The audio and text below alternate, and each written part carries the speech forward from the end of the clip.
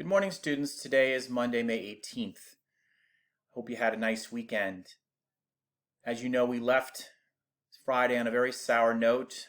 The Montagues and the Capulets get in a terrible battle, fueled primarily by Tybalt's rage on that very hot day in Verona, and it leads to the death of Mercutio, who then yells out as he's dying, "A plague on both of your houses."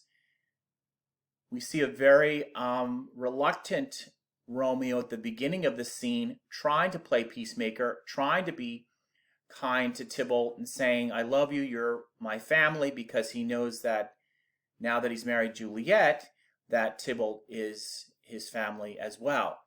But because of the murder of Mercutio and because of Tybalt's actions, Romeo's whole temper changes. He becomes enraged. He gets in a battle with Tybalt and he kills Tybalt. Once that happens, he leaves. The prince comes out with the Capulets and the Montagues, and he declares that Romeo is banished. We start at the beginning of Act 3, Scene 2, with a very ebullient, very positive Juliet, just as she was in the first balcony scene, but now she gets the news from the nurse that Romeo has been banished. She tries to reason with the nurse, very upset that she needs to have Romeo come join her. The nurse helps her with that, and we see the scene unfold. All right, students, what I'm going to do is I'm going to play the scene with an actor that's playing the role of Juliet, as well as an actor that's playing the nurse and Romeo. I will play the audio from the scene, and you can watch the text as I scroll down. Gallop apace, you fiery-footed steeds, towards Phoebus' lodging. Such a wagoner as Phaeton would whip you to the west, and bring in cloudy night immediately.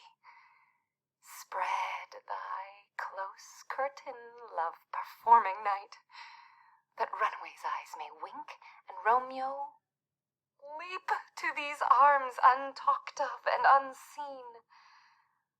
Lovers can see to do their amorous rites by their own beauties, or, if love be blind, it best agrees with night.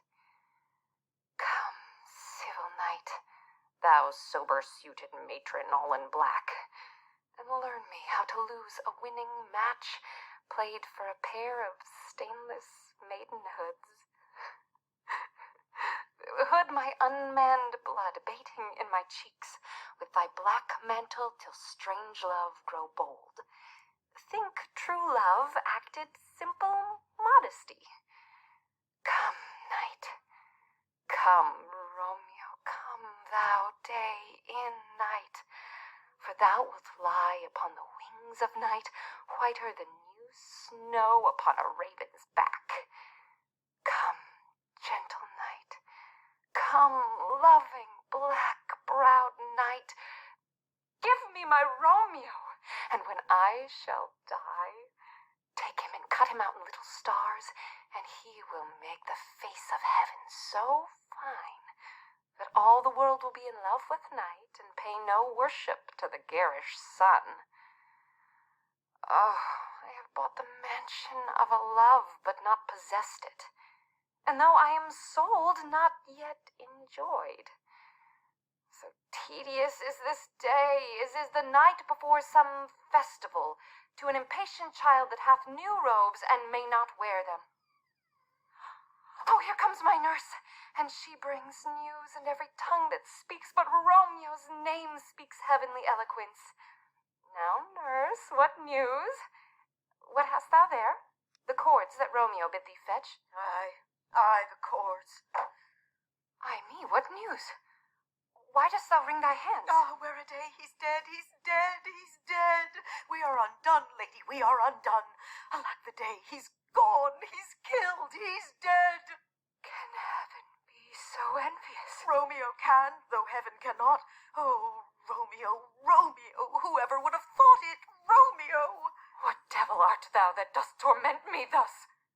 This torture should be roared in dismal hell. Hath Romeo slain himself? Say thou but I, and that bare vowel I shall poison more than the death-darting eye of cockatrice.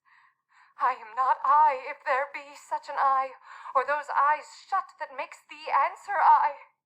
If he be slain, say I, or if not, no.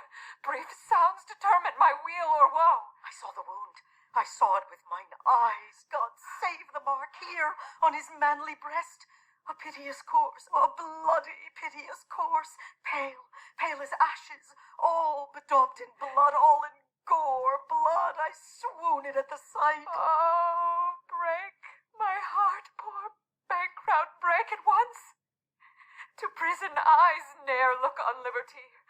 Vile earth to earth resign, and motion here, and thou and Romeo press one heavy bier. Oh, Tybalt, Tybalt, the best friend I had. Oh, courteous Tybalt, honest gentleman, that ever I should live to see thee dead. What storm is this that blows so contrary? Is Romeo slaughtered, and is Tybalt dead? My dearest cousin and my dearer lord? Then dreadful trumpets sound the general doom, for who is living if those two are gone? Tybalt is gone, and Romeo banished. Romeo that killed him, he is banished. Oh, God, did Romeo's hand shed Tybalt's blood? It did, alas, the day it did. Oh, serpent, heart hid with a flowering face, did ever dragon keep so fair a cave? Beautiful tyrant, fiend angelical, dove-feathered raven, wolvish, ravening lamb, despised substance of divinest show, just opposite to what thou justly seemst, a damned saint, an honorable villain.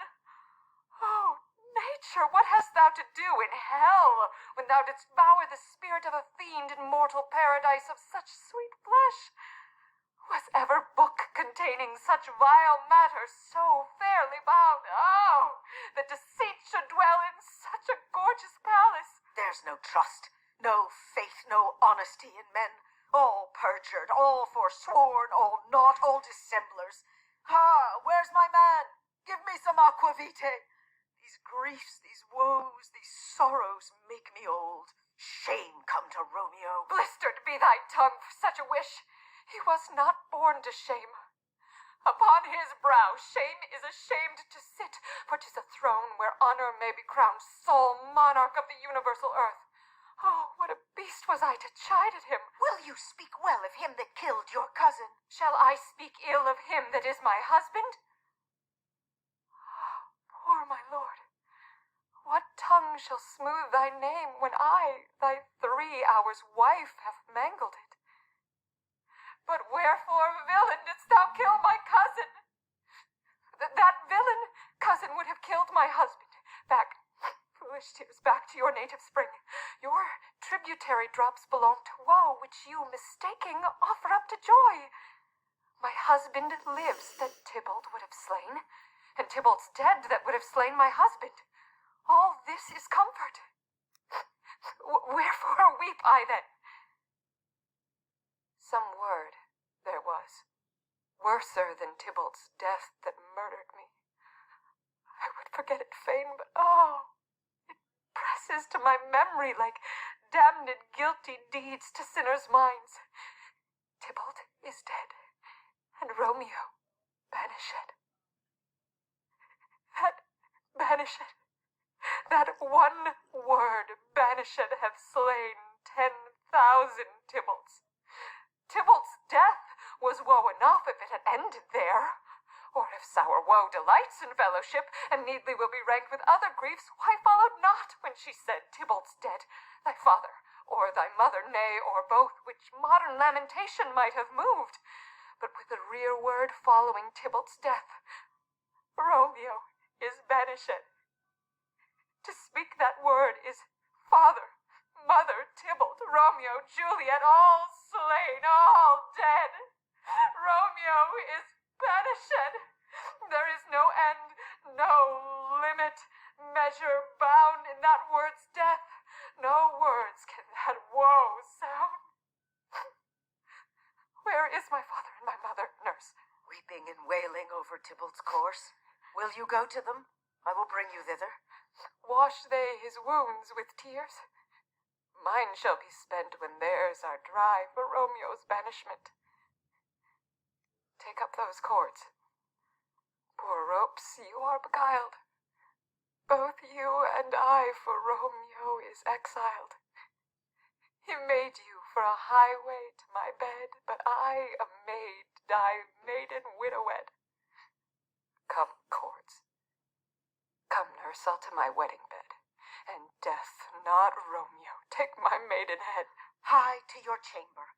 I'll find Romeo to comfort you. I wot well where he is. Hark you, your Romeo will be here at night. I'll to him. He is hid at Lauren's cell. Oh, find him.